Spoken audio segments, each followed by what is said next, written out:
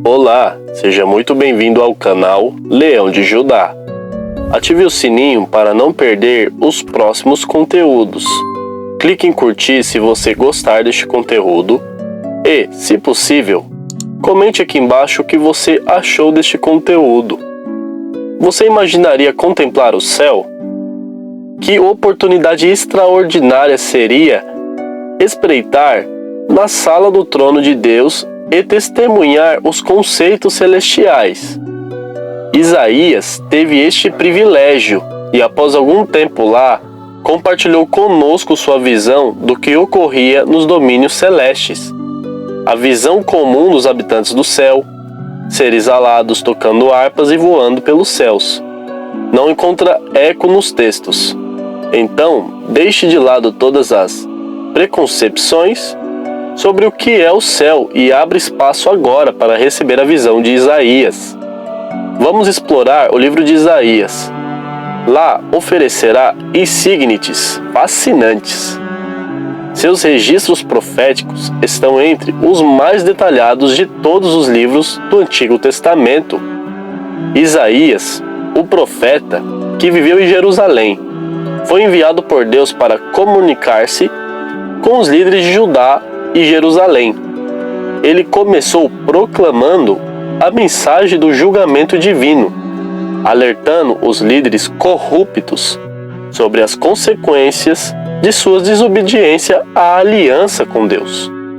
No capítulo 6, versículo 1 e 2, Isaías descreve sua visão no ano da morte do rei Uzias. Uma visão do Senhor sentado em um trono alto e exaltado, com serafins celestiais ao seu redor, cada um com 6 asas. Estes, em reverência, cobriam-se os seus rostos e pés, voando com as asas.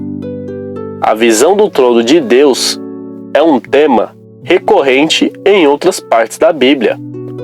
Profetas como Micaías, Jeremias, Ezequiel e Daniel, assim como o apóstolo João, no livro de Apocalipse, também compartilharam visões do trono celestial.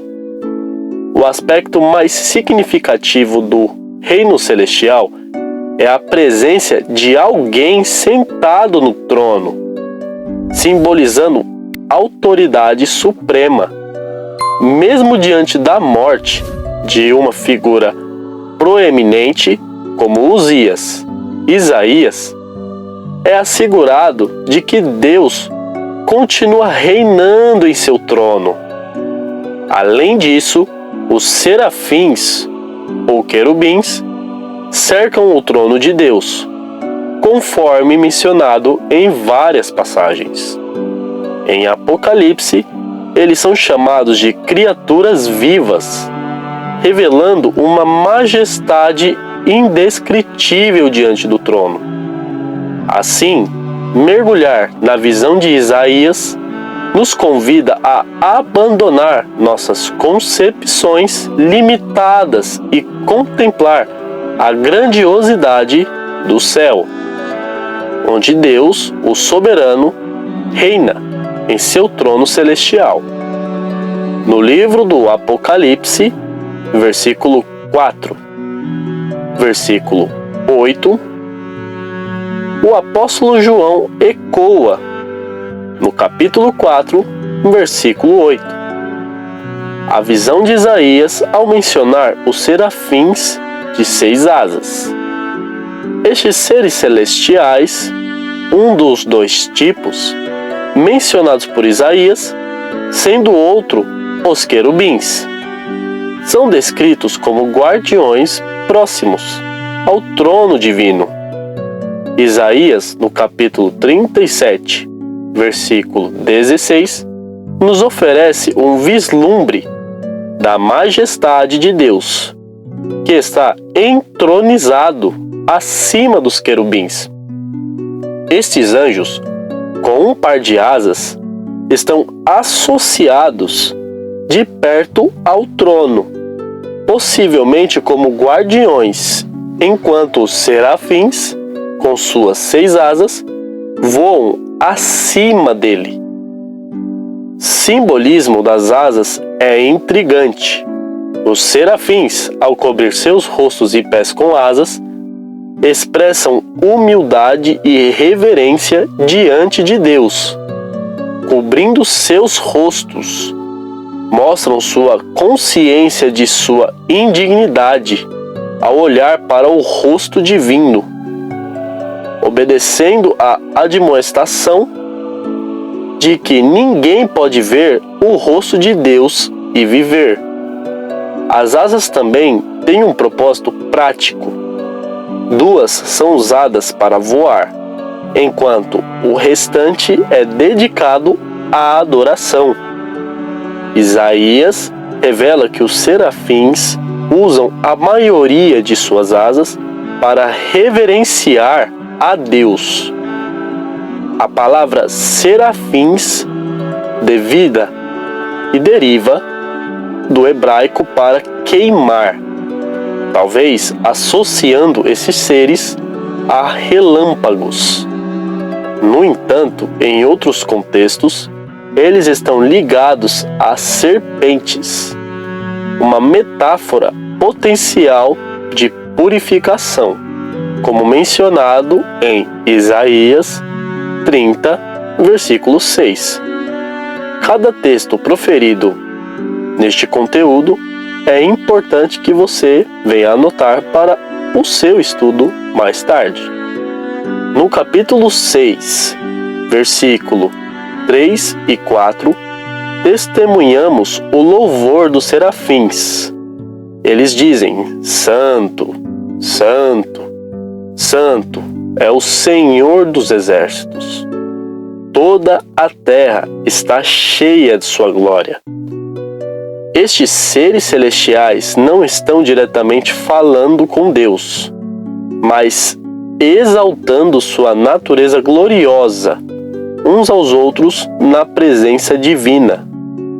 Fumaça que enche a casa, na visão de Isaías, ecoa a presença divina, lembrando o pilar de nuvem no Monte Sinai e a nuvem de glória no templo. A fumaça representa a magnificência da presença do Senhor. Finalmente, Isaías, ao perceber sua própria imperfeição, exclama: Ai de mim, porque estou arruinado. Sou um homem de lábios impuros e habito no meio de um povo de lábios impuros. Sua resposta humilde diante da grandiosidade celestial destaca a santidade incomparável de Deus. Os olhos de Isaías testemunharam o Rei, o Senhor dos Exércitos, ao ver a santa majestade do anjo, dedicado à obediência e louvor a Deus. Isaías não apenas percebeu sua própria diferença em relação ao Senhor, mas também em relação aos anjos. Seus olhos viram o Rei, o Senhor dos Exércitos, destacando como a vida aparentemente piedosa de Isaías tomava uma nova perspectiva diante da perfeição divina. Isaías, embora parecesse um homem justo, revelou-se corrupto quando colocado diante do trono de Deus, o Senhor dos Exércitos. A inocência da vida de Isaías assumiu uma aparência diferente ao ser comparada com a perfeição absoluta de Deus. No capítulo 6, versículo 6, um dos serafins voou até Isaías com um carvão em chamas em sua mão, retirado do altar com pinças. Estes seres angélicos, que cercam o trono de Deus, ministraram a Isaías. O carvão estava tão quente que até um anjo precisou usar pinças do altar. O trono é reservado exclusivamente para Deus, que reina soberano.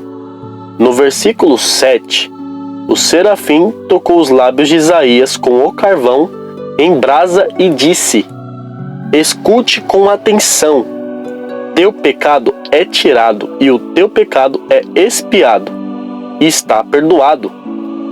Isaías, reconhecendo sua inadequação diante de Deus, teve seu pecado purificado pelo toque divino.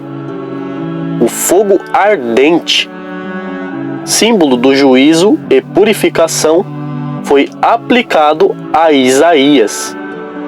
Apesar da intensidade do ato, o texto não indica desconforto físico, sugerindo uma transação espiritual profunda. A expressão santo, santo, santo ressoa tanto no Antigo quanto no Novo Testamento, sendo proferida por criaturas celestiais em visões conduzidas por Isaías e João. Essa tríplice proclamação da santidade de Deus é testemunha da transcendência e imensuridade da divindade, sendo esta a característica mais difícil de expressar sobre Deus. A visão de Isaías, um homem justo, confrontado com a santidade insondável de Deus, destaca a necessidade de purificação espiritual diante do divino. O carvão ardente, símbolo do fogo purificador, torna-se instrumento da restauração para Isaías, preparando-o para o serviço ao Senhor.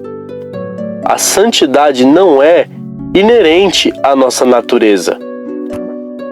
Tornamos-nos santo em relação a Cristo.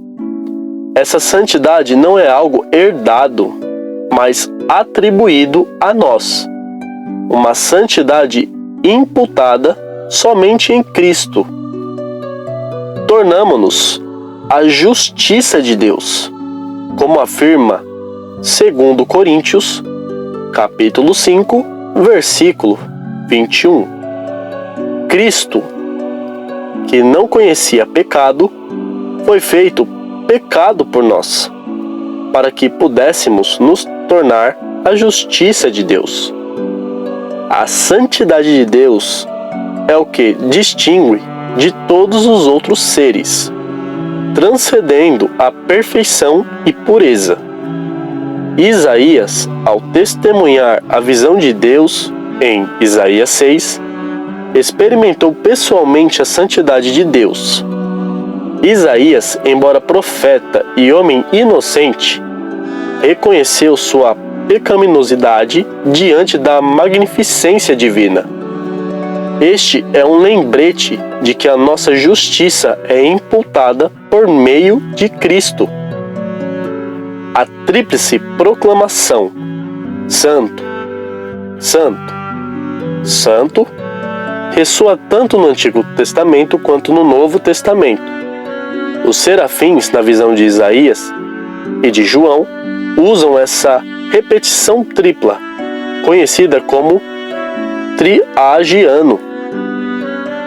Este número 3 simboliza a completude da natureza eterna de Deus. A grandeza de Deus é evidente na sala do trono, revelando sua magnitude e a insignificância da grandeza humana. Deus permanece ativo, envolvido e merecedor de louvor por seus atos poderosos. Devemos abandonar nosso medo da grandeza humana diante da majestade de Deus, pois Ele exige de nós submissão e reverência. A santidade dos serafins nos convida a adorar da mesma forma, focando no merecimento do caráter e de ações de Deus. Adorar de maneira semelhante implica submissão, reverência, obediência à palavra de Deus. Ao louvar, oferecemos elogios que refletem o propósito e merecimento de Deus. A adoração dos serafins destaca a grandeza de Deus e a sua função como agentes de purificação. Como criaturas sem pecado, eles ministram a Deus, purificando Isaías antes do seu ministério profético. A visão de Apocalipse 4, similar à de Isaías, revela a constante adoração das criaturas vivas ao redor do trono de Deus. Portanto, ao contemplar essas visões, somos convidados a reconhecer a ativa e eterna grandeza de Deus, submetermos-nos à sua soberania, adorar com reverência e abandonar qualquer arrogância humana diante da magnificência divina. A sala do trono revela um Deus eterno e santo, merecedor da nossa devoção constante e submissão humilde. Espero que este vídeo e este conteúdo relatado em Isaías tenha servido para fortalecer a sua fé. Chegamos até aqui 850 seguidores. Compartilhe estes conteúdos com seu amigo e irmão mais próximo. Desde já agradecemos e que a paz esteja com você aonde quer que você estiver.